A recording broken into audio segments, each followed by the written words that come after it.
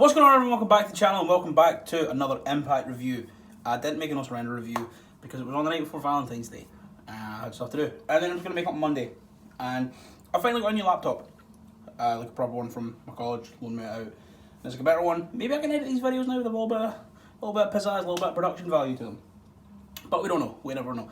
But, that being said, it's time for an Impact review. And the show opened with TJP versus Josh Alexander, and this match got me suspended on Twitter for a week.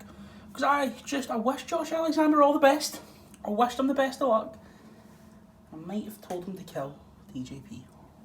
I might have spelled it out without, putting a little asterisk in it. And maybe it was reported by someone. Maybe it was, maybe it wasn't. Maybe Twitter just found it. But all I know is TJP, I'm coming for you. I'm back in a week. TJ. Theodore James, I'm back in 1 week. And it's on. But I got suspended for a week because of that. But Josh Alexander versus TJP happened. Josh was unable to pick up the victory, so unfortunately my sacrifice was in vain. But it was a really good match. Josh Alexander is just continuing to prove that he is one of the best wrestlers on the planet and really breaking away from the sort of tag team guy thing that he's been, saddled with for teaming with Ethan Page for so long, especially on the biggest stage that he's been so far, to my knowledge, in Impact. I think, he's really making a name for himself, really staking a claim to being one of the best in that company, especially in that division. And, the match was really good. Obviously, come on here and talk how, I don't like TJP. I don't, that's no secret. He's just not my cup of tea. Just seems like a person I wouldn't get on with. But he's a really good wrestler. I'll never ever take that away from him. And I enjoy watching his matches. But sometimes they come with the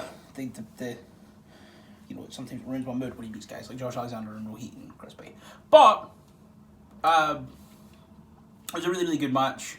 Alexander looked absolutely incredible, but in the end TJP was able to win with a detonation kick and Mamba Splash, and honestly a fantastic opener. Backstage, and Tommy is walking into Scott D'Amore's office and he reveals to Gia, who's only a year older than me, I found out on Impact, or on No Surrender, rather. She's only a year older than me. Not too happy with that. But Tommy is wrestling Moose in the main event tonight in an old school rules match to get revenge for what happened at the weekend when Moose attacked him after his match with Rich Swann. We then see Hernandez and Brian Myers hanging out, and Brian Myers gives him half of the money for beating Cardona at the weekend, and then he gives him his other half tonight. He goes, "You get the other half when you beat Cardona tonight." And then Follow Back comes up and he goes, "Loan me some money, bro. I need to go gamble back at Swingers Palace." And Hernandez says, "I know you got a gambling problem. I'm not doing it." And Fowler goes, "No, look, it's an investment. I'm an investor. Give me 20, I'll give you 40. And Hernandez goes, "Nah, I'll give you 10. Bring me 20 or else." And then Fowler goes off to Swingers Palace. We then had an X Division 4-way match with Willie Mack, Suicide, Trey Miguel, and Daivari. And this match was also really good, but I feel like it never got out of third gear. Everyone looked great. Daivari still looks incredible. And then Trey picked up the win, kind of out of nowhere, with a top rope meteor on Suicide.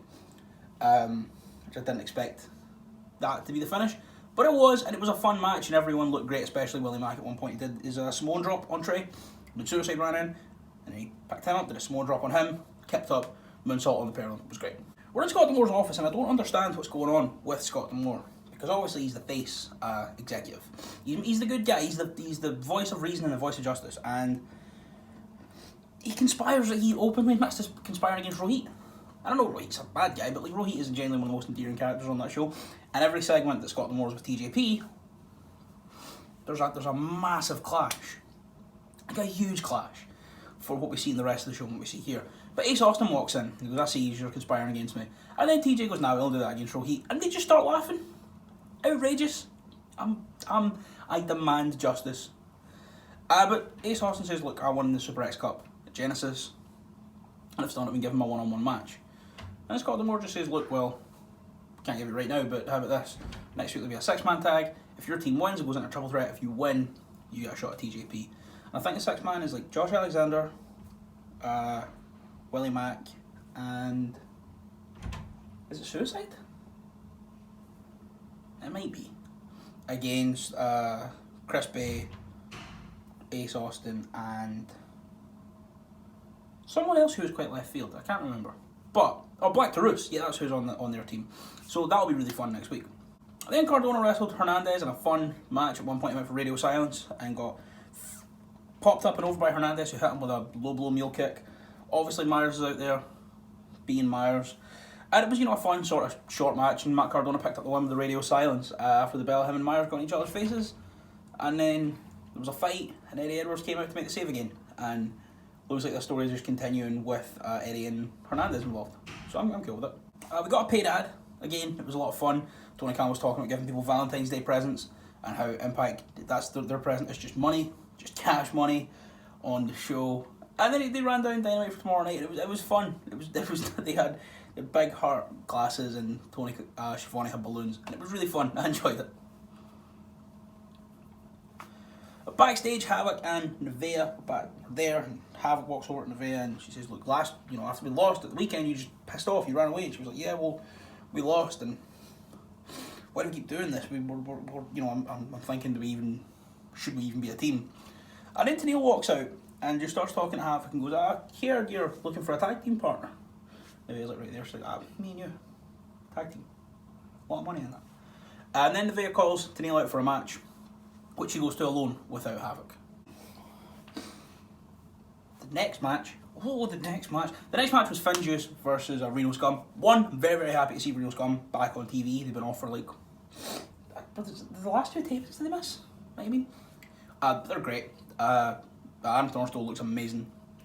He's got his mohawk back with all his head tats on show. He looks great. And then obviously FinJuice look amazing. FinJuice obviously picked up the win in a really fun match. Went around 8-9 minutes. After then the Good Brothers came out and just started calling them young boys. They were going, "Look at these young boys, man. Good Brother, don't we love young boys?" And they just kept doing that. And it was brilliant. And they just cut his promo on them, and then FinJuice sort of, cut a promo back saying that they're not there to, carry their bag around. They are now a genuine, legitimate tag team. And they're not here to fuck around. And yeah, just give me FinJuice and the Good Brothers. I need it. We then got a wonderful MASH segment. Rohit's in the bar with Shira, and he's like, "You're meant to be my muscle, and you're meant to be the big guy. What's this? What's this all about? You cost me the title." And then Shira shoves somebody, bumps into James Storm, and Storm's like, "Look, sorry about that. Why don't we just both apologise? I'll buy you a beer. No hostilities." And Rohit goes, "Why? What happens if I don't apologise?" So James Storm bottles him. Then Shira gets in Storm's face. Sabin sort of gets in the middle. Then Johnny Swinger shows up, and he's like, "I know a place we can go where the drinks are cheap. We got Brizzards." And they're like, "Fuck it, we're going to Swinger's Palace." So they go to Swinger's Palace. And Fowler shows up with a tenner and goes bust. So he's lost Hernandez's tenner. And James Storm and Chris Sabin look like they're having the time of their life in Swinger's Palace. And Johnny Swinger's got a new Swinger's Palace shirt on also. I pointed to this shirt. It's my brand new idol, Princess Diana. The Queen is Dead t-shirt. And I love it so much. But he's wearing this Swingers Palace t-shirt, and I really, really want a Swingers Palace t-shirt. I need it. It was so good. The segment was amazing, and I love Johnny Swinger. And if Okada comes over, like the rumours are, to America, have him wrestle comedy matches, because you know how good he is. Have him wrestle Johnny Swinger, John Silver, Johnny Bravo, just everyone. I need it. And then have him go like 45 minutes with Willie Mack on a pay-per-view, because just to remind us that he is like one of the best in the world. So Tenille and Nevaeh had their match, which was, a sort of fun, standard, fairly short TV affair, which Tenille picked up with a win with some shenanigans. But even though Nevaeh was on the losing side of this match, I still think she looked incredible. I think she's really proven herself to be one of the best, the most underrated in that division. And if they break up her and Havoc, I would like to see her get a run at Diana, maybe. I think she's really good. We then got a vignette with Violent by Design talking about what happened at No Surrender with Jake something. And by the way, what a match that was on Saturday. Jake something looks absolutely incredible. Stan Housen tweeted, "I just see a big bag of money walking to the ring." He looks awesome. And obviously Dana still looks awesome too. And it's revealed that next week, Family Affairs, they're still fighting. And there's going to be a tables match next week. And I'm excited. One final stop before the main event, Diana, Kim and Susan. I love Susan. I love her. They were backstage walking around, and they're not happy. Then Susan's angry because she got pinned by Jazz. Diana goes, no, wait there. Listen, I'm going to sort this. So they walk up to Scott, who's just hanging out in the corner, obviously. And Diana goes, Scott, listen, I think as a two-time Knockouts champion, Knockout of the Year, and Wrestler of the Year, I have a bit of sway with the office. And Scott was like, yeah, I suppose. So what do you say to giving Kim and Susan a shot at the Knockouts tag titles? And Scott goes, well, how about this?